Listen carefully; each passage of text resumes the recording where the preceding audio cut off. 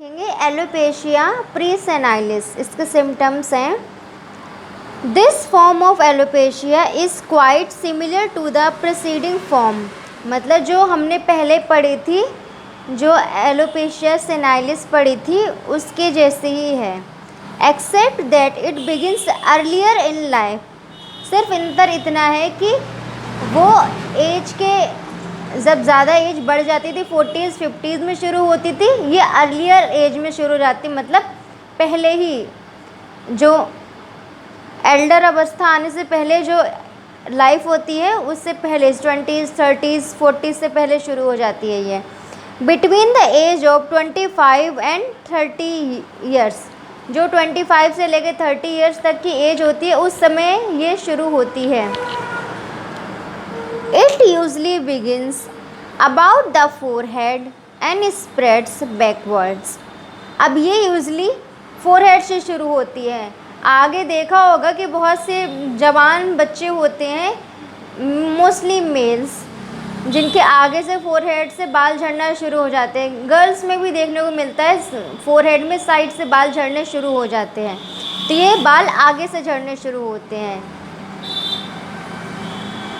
Though it may begin as the senile form, its progress may be rapid or it may run a slow chronic course। इसकी जो progress है, इसकी starting है, वो सेनाइलिक वाली form की तरह ही होती है, धीरे धीरे करके क्रोनोलॉजी में शुरू होती है आगे से, लेकिन इसकी प्रोग्रेस क्या होती है, रैपिड, मतलब एकदम से बाल चले जाएंगे, शुरू हुई और एकदम से बाल चले गए, और ये धीरे धीरे काफ़ी लंबे टाइम तक के लिए रहती है। अब इसकी पैथोलॉजी के बारे में पढ़ते हैं।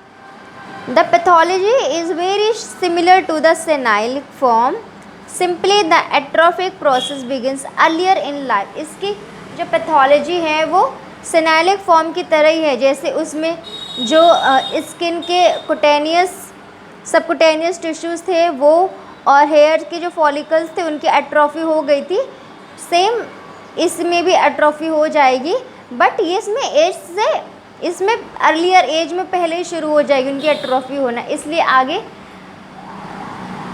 एलोपेशिया उनको हो जाएगी।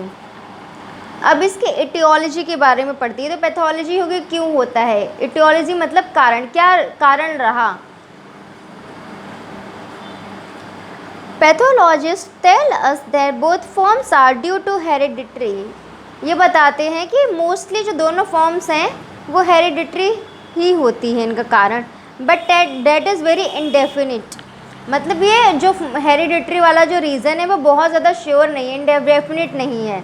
And comes no nearer to the cause than if the cause had not been mentioned in our study of its mathematic cause we find it due wholly to latent syphilitic engrafted upon a soric base। तो mostly तो इनका जो reason है तो वही atrophy हो जाना, pathology. Etiology में कारण कहें तो कोई डेफिनेट इसका कारण नहीं है, जो भी है कारण हेरिडिटरी बताते हैं, बट ये भी इनडेफिनिट कारण है। इसके अलावा जो दो होम्योपैथिक के तरीके से अगर होम्योपैथिक की नज़र से देखें तो जो सिफिलिस जो भी मयाज में छिपे रहते हैं उनके उभरने पे शुरू हो जाता है, जो भी सोरिक और सिफिलिस लेटेंट फॉर्म में छिपे रहते हैं उनके उभरने पे हो जाते हैं। अब इस वाली रेमेडी का ट्रीटमेंट है, क्योंकि ये अर्ली एज में होती है तो इसको हम ठीक से हेल्थ में डाइट से और मेडिसिन से ठीक कर सकते हैं। बहुत सारी मेडिसिन है, एग्जाम्पल के लिए silicea, tuberculinum, psorinum, arsenic, graphites, sulphur, natrum, mur, phosphorus, calcarea carb, calcarea sulph, fluoric acid, kali carb, kali phos, alumina, baryta carb, kali iod, lycopodium, merc, natrum carb, पेट, सार्स, सिपिया, सिफिलिनम, बहुत सारी हैं medicine.